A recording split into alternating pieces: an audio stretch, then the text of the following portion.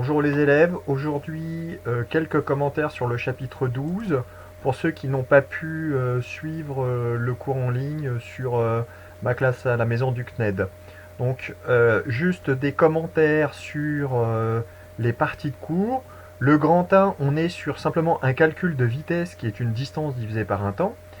Si vous avez un chronophotographe, c'est-à-dire des positions successives d'un objet qui se déplace, ils sont souvent caractérisés par des points M1, M2, M3, M4, M36, M45.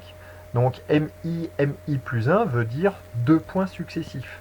Donc c'est bien une longueur divisée par une durée de parcours, c'est-à-dire entre les instants TI plus 1 et TI.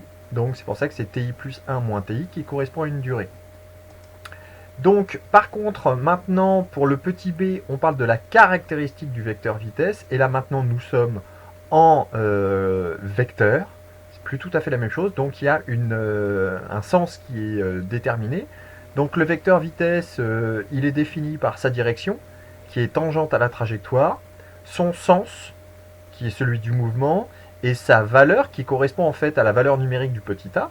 Qui va être en mètres secondes moins 1. Je vous rappelle, mètres secondes moins 1, c'est comme si c'était des mètres par seconde. On divise des mètres par des secondes en unités légales.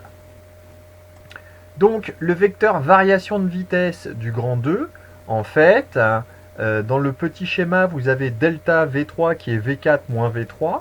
Vous avez les vecteurs V4, il suffit de faire la soustraction vectorielle V4 moins V3, donc il faut faire V3 c'est dans un sens, moins V3 c'est dans l'autre, vous les pointez au bout et vous obtenez le petit segment fléché delta V3 qui est en rouge sur la diapositive. Donc toujours en vecteur, là c'est bien, j'insiste bien sur le vecteur. Pour le grand 3, sur la somme des forces appliquées au système. Alors en fait, on a vu en classe de seconde qu'une force peut modifier le vecteur vitesse d'un système plus ou moins fortement selon la masse de système. Vous avez même vu en classe de seconde, on vous disait, lorsque toutes les forces s'exerçant sur un objet se compensent, soit l'objet est immobile, soit il est en mouvement rectiligne uniforme. Et bien là, en fait, on est dans le cas où cette résultante des forces, le sigma veut dire somme des forces, est non nulle. Et si elle est non nulle, on va avoir une variation de vecteur vitesse en vecteur.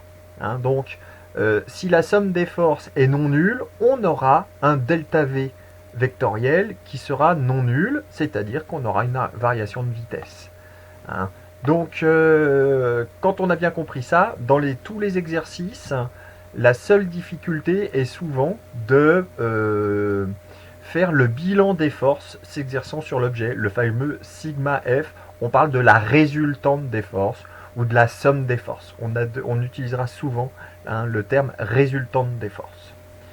Enfin, pour le grand 4, le rôle de la masse du système, en fait, c'est plus un objet est lourd et plus il faudra exercer une force importante, soit pour le faire accélérer, soit pour le faire ralentir. C'est quelque chose que vous connaissez de manière intrinsèque. Quand vous voulez déplacer un meuble, plus ou moins gros, s'il est chargé ou s'il ne l'est pas. Voilà, ferai la même chose pour les exercices, la correction des exercices. Je vous souhaite une bonne fin de journée. Oui, aujourd'hui c'était moins drôle. Le but n'est pas d'être dans uniquement le plaisir, mais aussi dans le travail. Je vous souhaite une bonne fin de journée et je vous dis à demain.